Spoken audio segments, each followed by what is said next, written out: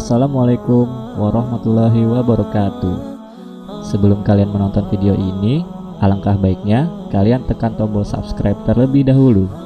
Dan jangan lupa tekan loncengnya agar kalian mendapatkan notifikasi untuk upload video terbaru selanjutnya. Terima kasih.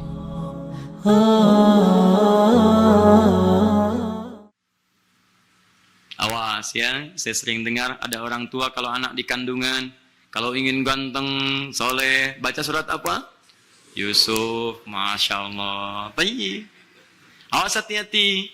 Bukan sekedar baca, baca yang dimaksud dipahami isinya. Kalau lahir laki-laki, maka jadilah Anda orang tua mendidik anaknya seperti orang tuanya Yusuf mendidik anaknya. Kalau cuma dibaca tidak dididik, maka sampai kiamat kurang 2 hari, nggak akan jadi seperti itu. Ya. Ayo mulai, bagian kedua, bismillah.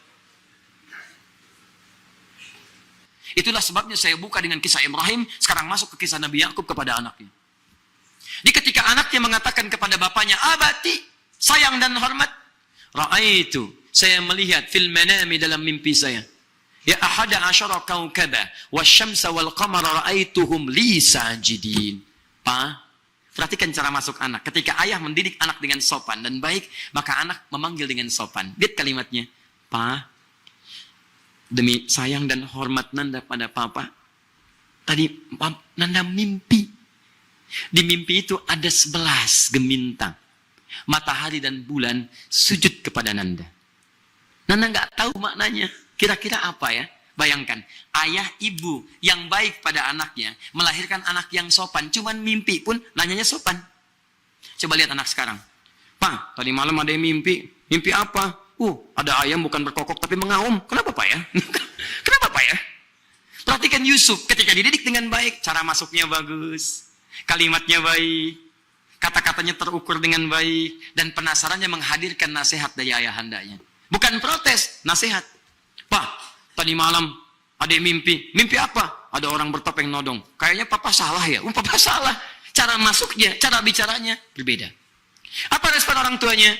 Perhatikan kalimatnya. Pertama, ya bunaya. Anak manggil abati, bapak manggil bunaya. Klop. Prinsip yang selanjutnya, maaf, ada pendidikan dalam rumah tangga. Ketika Anda ingin berkomunikasi dengan anak, berinteraksi dengan anggota keluarga, maka carilah cara-cara terbaik yang memuliakan keseluruhannya.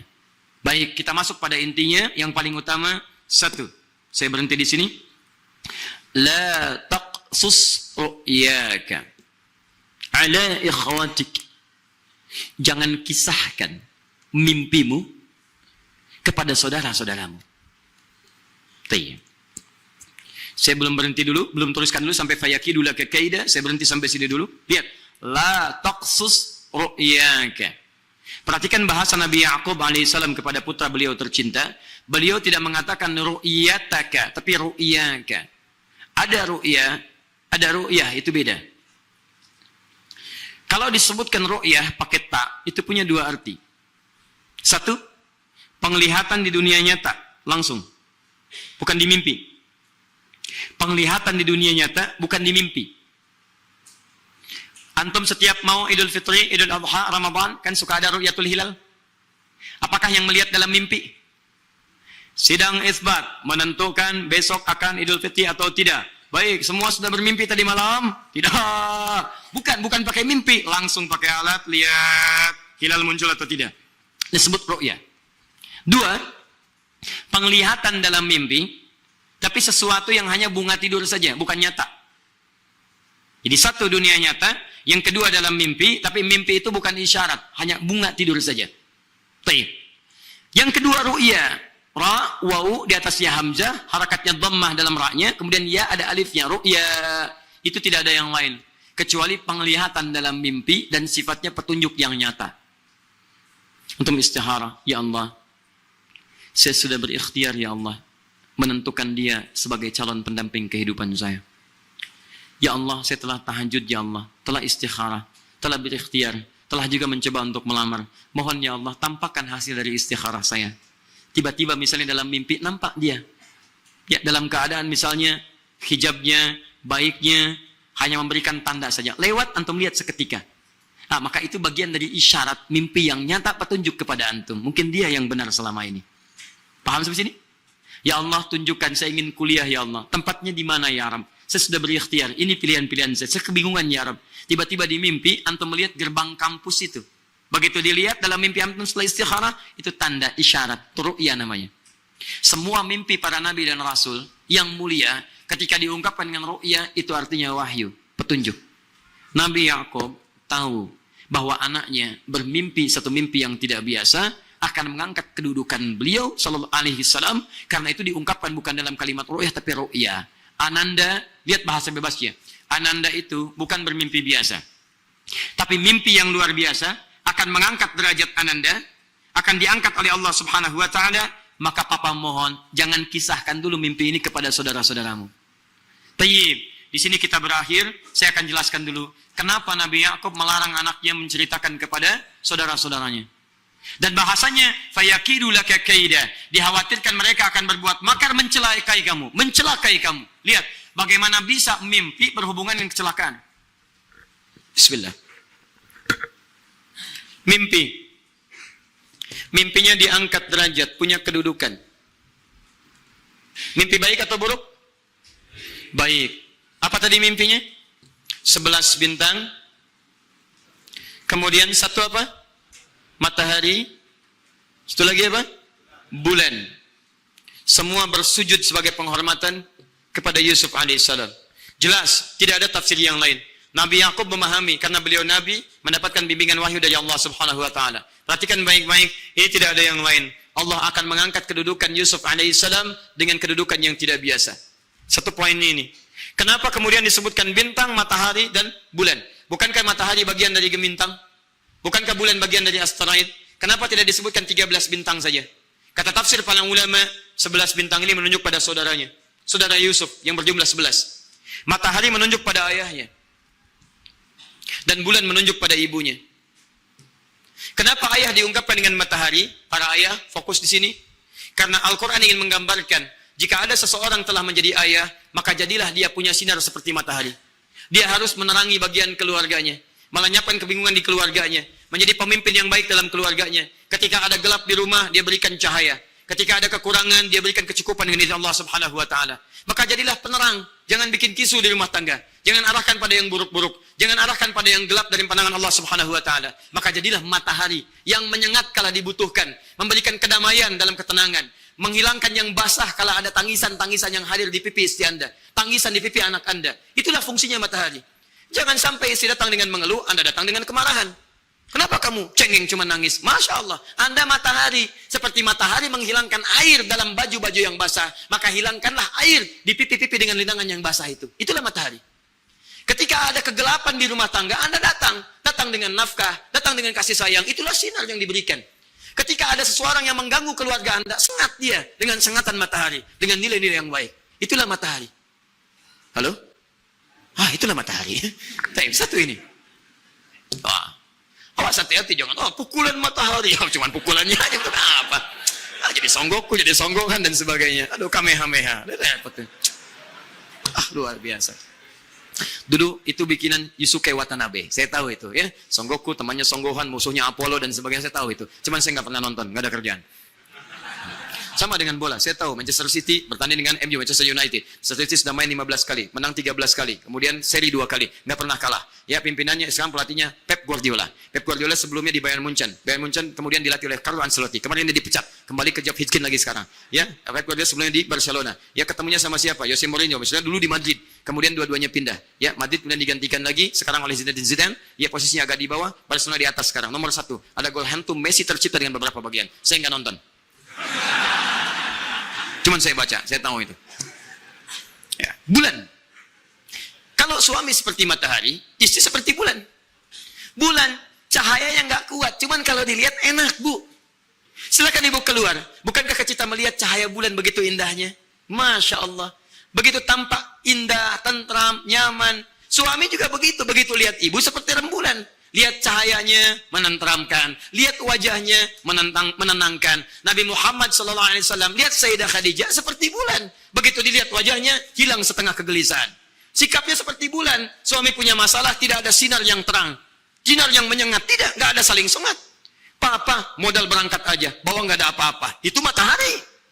Jangan Bulan jadi matahari, jadilah bulan. Cahayanya lembut, Pak. Nggak apa-apa, bismillah ikhtiar. Allah tidak akan mungkin menepikan rezeki seorang hamba yang telah berikhtiar.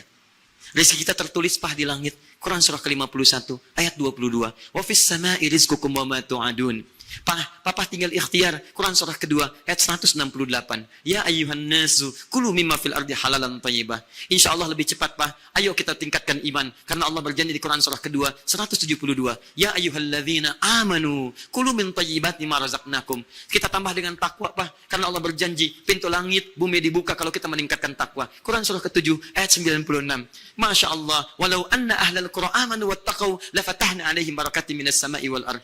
Bukan rezekinya mungkin belum datang kepada kita, Pak, tapi takwa kita yang dituntut oleh Allah Subhanahu wa taala. Semakin kita takwa, kita enggak nyari pun akan datang, Pak. Quran surah ke-65 ayat 2 sampai 3. Wa may yattaqillaha yaj'al lahu makhraja wa yarzuqhu min haitsu la yahtasib. Kurang apa lagi, Pak? Kurang dalil mah. Luar biasa. Enak. Di kehidupan tuh enak. Luar biasa. Satu jadi matahari, satu jadi bulan. Ini satu matahari, satu pengen jadi matahari. Ada yang ibunya matahari, ayahnya bulan. Nggak nyambung. Itu yang repot. Kan nggak ada istilah suami takut istri, teman-teman sekalian. Ayah bulan, ibu matahari. Dengan kekuatan bulan, aku mau hukummu. Susah. Saya pernah dapat cerita ini. Satu kampung, Masya Allah. Cuma cerita begitulah untuk diambil hikmahnya. Itu kampung katanya suami takut istri semuanya. Dipanggil oleh RT. Tiba-tiba yang takut istri kanan sini. Yang tidak takut kiri. Semua ke kanan. Satu ke kiri. Kaget RT-nya. Bapak tidak takut? Tidak, Pak. Cuman istri saya memerintahkan saya ke kiri. Istri saya memerintahkan saya ke kiri. Itu luar biasa. Maka ibu jadilah bulan. Ya, papa jadi suami. Kalau peran itu ada dalam kehidupan enak. Dan kalaupun mesti ada yang kurang, candanya dalam kebaikan. Ulama dulu bercanda kok. Ada seorang soleh bercanda dengan istrinya. Orang soleh itu punya karunia luar biasa. Istrinya cantik, soleha, baik. Suaminya biasa-biasa, wajahnya biasa dan sebagainya. Satu kali teman-teman sekalian, dalam satu kesempatan melihatlah wajah istrinya yang sudah berdandan. Ini kisah nyata, saya tidak mengarang. Dan luar biasa, membuat beliau kagum sampai tertegun begini. Kata istrinya, ya zawji mabik. Sayang, kamu kenapa? Kata suaminya, wallahi, ma'ajibtu minki. Saya tuh kagum sekali lihat kamu, cantik, soleha, alhamdulillah ya Allah. Kata istrinya, alhamdulillah, ya zawji, dakhalal jannah insyaallah. Sayang, kita berdua akan masuk surga. Kita berdua akan masuk surga. Kata suaminya, kok bisa? Kamu bersyukur karena mendapatkan aku bagian dari yang istimewa. Dan saya bersabar mendapati kamu bagian seperti ini. Oh, Masya Allah. Bukankah orang syukur dan sabar masuk surga? Keduanya tertawa. Tidak mengungkit kekurangan, tidak menambah kelebihan, tapi ada keindahan di situ. Bulan, matahari.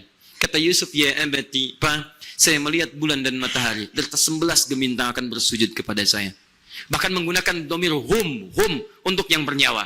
Karena pada saat itu diposisikan bintang langit dan bulan, bintang matahari dan bulan sebagai makhluk bernyawa yang sujud. Maka ditafsirkan, tahu tafsirnya, oh ini pasti saya. Pasti istri saya. Dan istri yang dimaksudkan bukan ibu kandungnya Rahel yang telah meninggal, tapi Lea dari bibi istri yang lain, dari istri Yakub alaihissalam. Maka ditafsirkan ayah, ibu plus 11 saudaranya akan sujud kepadanya. Ini kedudukan bukan kedudukan biasa. Bagaimana seorang Yakub yang nabi bisa sujud kepada anak? Kalau bukan kedudukan anak lebih daripada bapaknya. Yakub sudah baca. Tapi kenapa kemudian ayahandanya mengatakan jangan kisahkan ini ya kepada saudara-saudaramu, karena kalau kamu kisahkan mereka bisa berbuat makar, ini bahaya. Inilah yang kemudian dibaca oleh para ulama tafsir. Kenapa Nabi Yakub langsung mengatakan kalimat jangan kisahkan? Karena umumnya seseorang yang akan diangkat derajatnya oleh Allah Subhanahu wa taala dengan derajat yang tinggi akan menghadapi hambatan-hambatan yang tidak mudah. Jadi Nabi Yakub sebetulnya mengingatkan kepada Yusuf, Ananda, kamu ini akan diberi kedudukan oleh Allah. Ingat betul, sepanjang Allah mengangkat seorang hamba, maka akan ada ujian yang menyertainya. Tafsir terbaiknya Quran surah kedua ayat 214. Quran surah 2 ayat 214. Paling kanan sebelah bawah. Tahan sebentar. Saat dikisahkan itu Yusuf masih kecil atau sudah dewasa? Masih kecil. Antum lihat? Belum. Tahu dari mana? Allahu a'lam. Quran memosisikan Yusuf dalam kondisi saudara yang paling kecil dengan adiknya Bunyamin. Artinya yang lain lebih tua, lebih kuat, dan lebih mudah untuk bisa mengondisikan berbagai hal. Kalau dikisahkan itu pada saat awal, perhatikan, bisa muncul kecemburuan pada yang lainnya. Bisa muncul kemudian dendam di yang lainnya. Bisa muncul kemudian diakumulasikan jadi makar untuk mencelakai Yusuf. Bapaknya paham, kalau anak saya kemudian dari kecil sudah cerita seperti ini, dia belum punya kekuatan untuk mengatasi itu semua. Maka di sini ada gambaran pada kita yang pertama, kalau antum sedang dibimbing oleh Allah menuju kedudukan yang tinggi, maka sadarlah teman-teman, saat yang bersamaan antum tidak akan sunyi dari rintangan-rintangan sekitaran.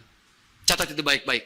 Anda kedudukan biasa, naik luar biasa, maka hambatannya itu akan semakin meningkat, tidak sama dengan sebelumnya. Anda orang kecil, diuji dengan ujian kecil. Anda orang menengah, diuji dengan ujian menengah. Anda kedudukan yang tinggi, maka akan diuji dengan kedudukan yang lebih tinggi lagi. Maaf, Allah tidak akan menguji dedaunan dengan angin yang menerpa akar. Pasti berbeda. Karena angin ketika kedudukan semakin tinggi, maka angin semakin kencang akan menerjangnya. Yuk kita turunkan. Jenis ujiannya bisa 3. Bismillah. Tenang aja mas. Ya. Antum lihat aja, tulis ya. Biar saya hapus. InsyaAllah. Perhatikan baik-baik. Sini. Kedudukan bersanding dengan ujian. Kalau rumus fisikanya, F berbanding lurus dengan P. Gaya berbanding lurus dengan tekanan. Jadi kalau antum misalnya, rumus asalnya F1 sama dengan F2. Gaya gerak sama dengan gaya dorong. Kalau dikembangkan ke sini, tenaga kecil begini, maka yang bunyi kecil. Kalau besar, semakin besar lagi. Nah, memahami rumus ini, F sama dengan P. F berbanding lurus dengan tekanan. Ada gaya tekanan juga yang cukup kuat. Ketika antum pukul kencang, suara kencang. Tapi ini lebih sakit kan? Tekanannya lebih kuat. Itu agak berbeda. Itu dalam persepsi positif. Dalam persepsi negatif juga bisa. Gaya berbanding lurus dengan tekanan. Semakin orang banyak gaya, semakin tertekan hidupnya. Ya? Tanya. Sekarang lihat sini. Rumus ini kalau kita turunkan lewat ayat, am hasibtum an tadkhulul jannata. Apakah Anda akan duga begitu mudah masuk surga? Walamma yatikum matalul ladzina khalau min qablikum. Sementara Allah belum menguji Anda seperti orang dulu yang dijamin surga mendapati ujian. Apa jenis ujiannya? Ini manhaj hidup kita dan kita berhenti di sini. Maaf, saya mungkin hanya 5 ayat dulu untuk hari ini ya. Massatuhumul ba'sa. Ujian pertama disebut dengan ba'sun. Jamaknya ba'sa. Ba'sa. Ini masih ringan. Misal, jarang ke masjid, sekarang mulai ke masjid. Begitu antum ke masjid, Allah kasih ujian. Sesuai dengan kadar niat antum. Kasih ujian gerimis. Ke masjid gak? Itu ba'san. Begitu antum ke masjid, orang Arab katakan, nazil matar. Turun hujan. La ba's. La ba'sa. La ba'sa. Gak ada masalah.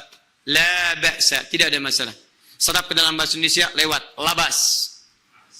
Labas, lewat. Ringan.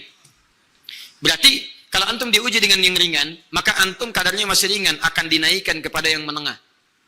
Akan yang menengah. Hati-hati betul. Kalau antum belum lulus yang di sini, maka antum akan terus sampai di sini, sampai lulus di sini. Sampai lulus. Antum mau berangkat ke masjid gerimis misalnya. Tiba-tiba nggak jadi di rumah. Istri antum mengatakan, Pak kok nggak ke masjid? Hujan mah, kan cuman gerimis. Takut riak, Masya Allah. Padahal antum misalnya belum kuat untuk berangkat. Maka antum akan terus diuji di sini. Lihat rumusnya, Quran surah kedua ayat 286. La yukallifullahu nafsan illa. Allah tidak akan pernah menguji seorang hamba di luar kadar kemampuannya. Jadi kalau antum masih ujian yang ringan, antum diberikan yang ringan. Antum naik menengah, diberikan yang menengah. Antum naik lagi level tinggi, diberikan ujian yang berat. Menengahnya disebut dengan darrun. Waddarra. Dari ba'sun jadi darrun. Jama'nya darra. Sudah menyakiti fisik. Kena fisik. Sudah melukai. Hujannya makin deras. Ya. Kalau dalam kehidupan, yang ini mungkin celaan biasa. Duh, sudah berubah ya. Masya Allah. Sekarang jilbabnya sudah panjang. Masya Allah. Duh, semakin panjang ya. Yang ingin Batman ya. Masya Allah, udah banyak. Begitu sudah mulai pakai cadar, ninja. Oh, Masya Allah. Dorla, sudah nggak enak ke fisik. Dorlun. Lihat rumusnya ya. Lihat rumusnya baik-baik. Ini lebih menenangkan pada jiwa. Ketika Anda dalam level-level seperti ini artinya Allah sedang menaikkan iman Anda dalam level yang lebih tinggi lagi. Jadi ketika ada celaan menghunjam dalam lisan seseorang, sudah mulai menyakiti, itu sebetulnya pengakuan dari Allah lewat lisan orang itu bahwa Anda sedang diangkat keimanan pada tingkat yang lebih tinggi. Ada yang mengatakan, kamu kenapa sih pakai jilbab begitu? Yang biasa aja kali. Mah, yang iman biasa sudah banyak. Saya ingin menampilkan keimanan yang luar biasa. Supaya dengan iman itu saya lebih mendoakan mama. Saya menampakkan amalan-amalan. Mudah-mudahan pahalanya bisa buat mama. Masuk dengan bahasa yang baik. Masya Allah. Jadi kalau antum bisa melawan hal-hal demikian dengan bahasa yang indah, itu nyaman kepada jiwa. Kadang-kadang ada kalimat-kalimat yang tidak perlu pakai dalil, teman-teman sekalian. Kembalikan ke sini. Terakhir, wazulzilu zilzal. Zulzilu zilzal. Gempa. Goyang. Dia ada ujian yang bisa menggoyangkan diri kita. Membuat gempa hati kita. Antum sudah nggak kuat, kadang-kadang jalan sempoyongan. Cuman hati kita kayak kena goncangan. Diserang sini, nggak bisa tidur, nggak bisa makan, tawarin ini susah, itu susah. Wazulzilu. Bahkan hatta yaqula Rasul walladzina amanu ma'ahu mata nasrullah. Sampai-sampai Rasul SAW, bahkan orang-orang beriman, bahkan yang setelahnya bisa mengatakan, kapan ini berakhir?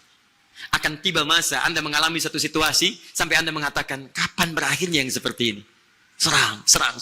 Perhatikan, jika Anda berada pada level ini, saya ucapkan selamat kepada Anda. Karena Anda akan diangkat pada kedudukan yang tertinggi di antara sekian ujian yang ada. Zilzal. Artinya Allah akan naikkan Anda pada derajat yang tinggi. Karena hukum ujian tadi, la yukallifullahu nafsan illa wus'aha. Allah nggak akan menguji seorang hamba di luar batas kemampuannya. Jadi kalau Anda sudah dipandang oleh Allah siap menerima yang ini, maka Anda akan diberikan zilzal. Kalau Anda nggak mampu, Anda hanya akan diberikan darra atau ba'sun. Dimohon maaf, kalau di antara jamaah yang hadir saat ini, Anda merasa sedang punya masalah yang berat, membuat hati Anda goyah, saya ucapkan pada Anda, dari sekian hamba Allah yang ada di muka bumi, cuman Anda yang diberikan itu. Artinya Allah akan mengangkat derajat Anda. Ayo bahagia. Dan yakinlah, bukan orang lain yang dititipkan, Anda yang diberikan. Allah percaya pada Anda, kenapa Anda tidak yakin? Bukan orang lain. Jadi mustahil Allah memberikan ujian berat kalau Anda nggak sanggup. Karena cuma Anda yang sanggup, Anda yang dikasih. Makanya jangan mengeluh. Jangan katakan, ya Allah, kenapa saya, Allah? Why me? Kata Allah, why not? Kamu yang bisa. Yang lain tidak. Dan tanpa harus Anda menuliskan status. Memang cuma saya yang sanggup. Oh, Masya Allah. Gak usah. Sadari. Kalau bukan sayang, Allah itu punya sifat adil. Gak mungkin menukar sesuatu di luar kadarnya. Antum tahu cicak? Halo? Jangan katakan wallahu alam, cicak. Cicak, baik. Bagaimana aktivitasnya? Merayap. Di mana? Dinding. Apa makanannya? Nyamuk. Nyamuk bagaimana aktivitasnya? Terbang. Pertanyaan saya, di mana keadilan Allah menjadikan makhluk yang merayap makanannya terbang? Kalau nyamuk masuk kategori pertama tadi, pintar dan tahu dirinya pintar, jadi mainan cicak. Cicak, ayo tangkap. Cicaknya cuma merayap, dianya terbang. Beruntungnya nggak ada nyamuk yang jenius. Tapi yang paling hebat, perhatikan bagaimana lisan orang tua kita menanamkan kalimat-kalimat untuk menanamkan tauhidullah subhanahu wa ta'ala. Cicak, diam, merayap. Perhatikan, yang Allah tuntut pada cicak, merayap kamu. Walaupun cuma diam-diam. Lihat baik-baik. Diam, merayap. Datang seekor, Masya Allah. Ketika dia merayap, nyamuk datang. Lihat, bukan cicak mendatangi nyamuk, tapi nyamuk mendatangi cicak. Kalau cicak tidak merayap, mustahil nyamuknya datang. Allah hanya tunjukkan, kamu merayap ya, nyamuk datang. Sekalipun dia merayap, cuma diam-diam, nyamuknya datang. Jadi hukum Allah itu kalau dipatuhi, nikmat kehidupan. Cicak gak merayap, nyamuk gak datang. Cicak merayap, nyamuk datang. Datang seekor nyamuk. Setelah itu, silakan. Jadi kalau kita teman-teman ikuti hukum Allah, mau berat, alhamdulillah. Mau ringan, alhamdulillah. Ya mau sedang, alhamdulillah. Begitu diangkat, artinya ada pengakuan dari Allah, iman kita akan diangkat. Cuman, bahasa Nabi Ya'qub alaihissalam kepada Yusuf alaihissalam, mesti ada persiapan dalam mengatasi itu semua. Tidak cukup hanya mendiamkan saja. Maka kata Nabi Ya'qub, jangan kisahkan dulu. Bikin dulu pemetaan-pemetaan untuk mudah mengatasi itu semua. Ini poinnya. Anda harus punya rencana.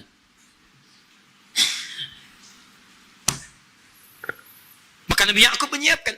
Bekali dulu ini, siapkan itu. Kalau ambil ke aspek teori untuk kita sekarang, tafsir dari ini, untuk menyelesaikan solusi di Quran surah ke-2 ayat 214 tadi, maka jawabannya ada di Quran surah ke-3 ayat 142, paling kiri sebelah atas. Ini kanan sebelah bawah, ini kiri sebelah atas.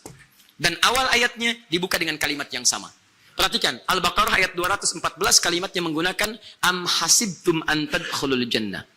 Ali Imran 142 am hasibtum an tadkhulul jannah. Yang Al-Baqarah itu ujiannya walamma ya'tikum mathalul ladzina khalau min qablikum masathumul ba'sa wad-dharra waz-zulzilu. Yang Ali Imran itu solusinya. Am hasibtum an tadkhulul jannata walamma ya'lamillahu alladzina jahadu minkum wa ya'lamas sabirin. Saya tutup sampai sini dulu. Teman-teman perhatikan, walamma, sedangkan Allah ya'lamillahu alladzina jahadu minkum, belum melihat kesungguhan Anda untuk mengatasi berbagai persoalan kehidupan itu. Kalimat jahadu, akar katanya dari kata al-juhdu. Serius, sungguh-sungguh. Jadi kalau persoalan Anda ingin segera selesai, Anda mesti serius. Hei yang sedang kuliah, kalau mau cepat selesai kuliahnya, serius belajarnya.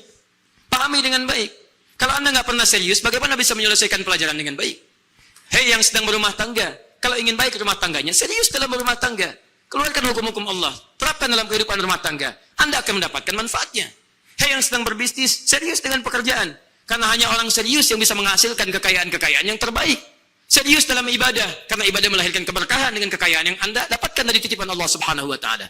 Ayo serius. Al-juhdu dibagi 3 bagian. 1, serius dalam merencanakan, disebut ijtihad namanya. Bikin rencana. Misal, maaf, tadi dalam keluarga, kalau diambil kedudukan Yusuf alaihissalam, antum tempatkan itu pada porsi pertama sebagai target. Misal, Yusuf diberikan kedudukan oleh Allah. Bagaimana anak saya punya kedudukan walaupun tidak sama dengan Yusuf alaihissalam? Cari, rencanakan, buat pemetaan. Di masa depan anak saya mesti punya kedudukan. Apa? Kalau dalam kedokteran, kedudukan dokter yang terbaik. Kalau dalam bisnis, pengusaha yang terbaik. Misal, kalau dalam pemerintahan, jangan tanggung-tanggung, jadi presiden, jadi ini, jadi itu. Anda turunkan kemudian pendidikannya dari situ. Ijtihad direncanakan. Masuknya lewat sini, lewat sini, lewat sini, lewat sini. Seperti kemudian, maaf, Hannah dengan Imran, rahimahumullah, merencanakan hasil yang terbaik untuk Maryam. Bahkan sejak dalam kandungan. Quran surah ketiga Ali Imran, dari ayat 35 sampai 37. Paling kiri pertengahan sampai bawah. Idh qalat imra'atu Imran, Rabbi inni nazartu, bahkan nazar. Nazartu ma fi batni muharrara, saya bernazar anak saya yang lahir ini akan punya kedudukan dekat dengan Allah Subhanahu wa Ta'ala. Di sejak bayi direncanakan mau jadi apa. Setelah itu apa? Jihad. Jihad itu kesungguhan dalam mempraktekkan, mengaktualisasikan konsep yang sudah dibuat. Jangan sampai cuman berdoa tapi doanya tidak disandingkan dengan ikhtiar, nggak nyambung.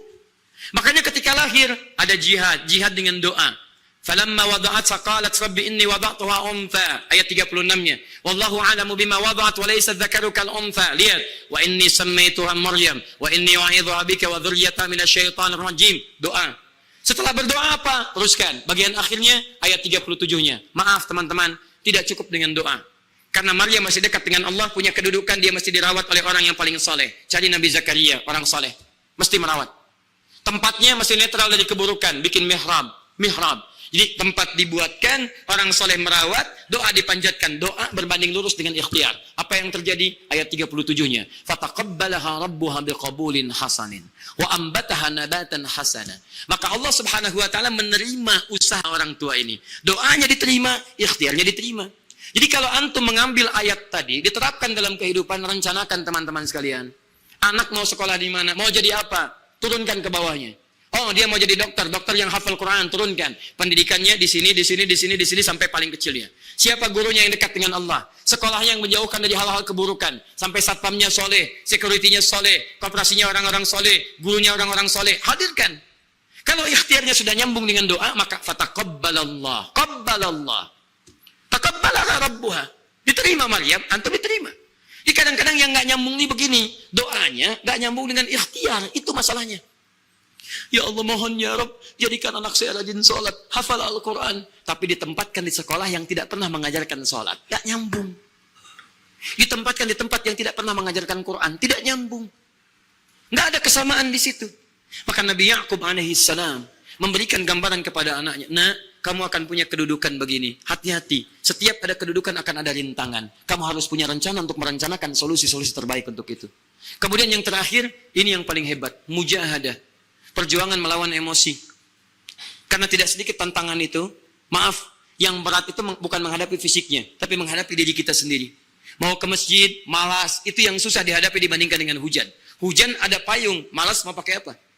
Maaf, menurun, semangat turun, malas datang, kecewa datang, pesimis datang, lawan, namanya mujahadah. Gabungkan ketiganya, isi dengan sabar. Wa ya'lamas sabirin. Manhaj itulah yang diberikan kepada Yusuf, sehingga Yusuf nanti mengalami tahapan-tahapan kehidupan, sampai dengan beliau mencapai puncak tertinggi, disebut kemudian menjadi Al-Aziz, dan disitulah kemudian terbukti mimpinya, setelah 40 tahun atau 80 tahun disebutkan dalam satu riwayat, maka terbuktilah mimpi ini punya kedudukan, bapak ibunya beserta saudara-saudaranya sujud di hadapan Yusuf alaihissalam. Teman-teman, ini baru 5% dari pengajaran yang ada di surah Yusuf. Masih banyak hal yang lainnya. Bagaimana ketika mohon maaf bertemu dengan saudaranya. Saya kasih bocoran sedikit. 10 orang rapat di satu tempat untuk mencelakai Yusuf. Setelah mereka menyimpulkan bapaknya itu lebih perhatian kepada Yusuf. La Yusufu ahabbu ilaina.